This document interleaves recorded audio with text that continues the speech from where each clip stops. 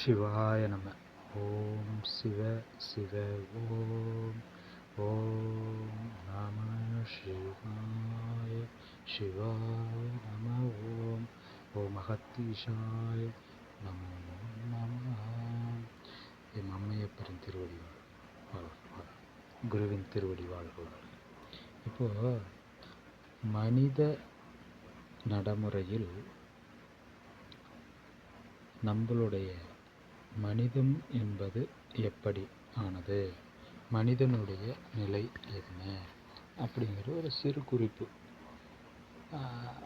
நம்ம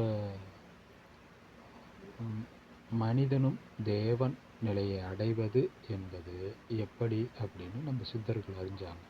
அது எப்படி அப்படின்னு கேட்டிங்கன்னா, நம்ம உடலை பற்றிய ஞானம் இல்லா மனிதர்கள், உடல்னா நம்ம உடம்பு என்ன பண்ணுதுங்கிறத அந்த அடிப்படை ஞானம் இல்லாமலே பிரபஞ்சத்தை பற்றி அறிஞ்சிக்கிடணும், பிரபஞ்சத்தை பற்றி தெரிஞ்சுக்கிடணும் அப்படின்னு நினைக்கிறாங்க. முதல்ல உடல் அளவிலான அறிவை பெற்றாமல் அண்ட தத்துவங்களை முழுமையாக அறிய இயலாது என்று உணர்ந்தவர்கள் தான் சித்த பெருமக்கள். இதை உறக்கச் சொல்வதில் அடியேன் மகிழ்ச்சி, மற்றற்ற மகிழ்ச்சி அடைகிறோம். உடம்பில்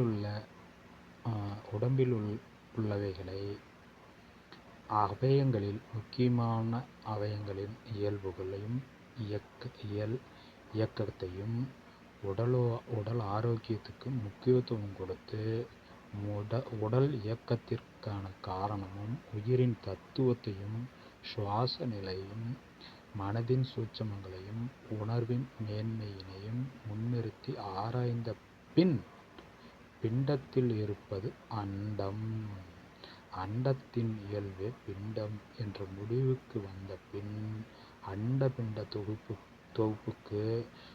தொகுப்பு உணர்வினை நாடிகளையும் பயன்படுத்திய நெறிமுறை சித்தர்கள் யோக கலையாகவும் அண்ட பிண்ட சேர்க்கை என்னும் எழுத்துக்களாகவும் இரு கண்களாக பாவித்தனர்.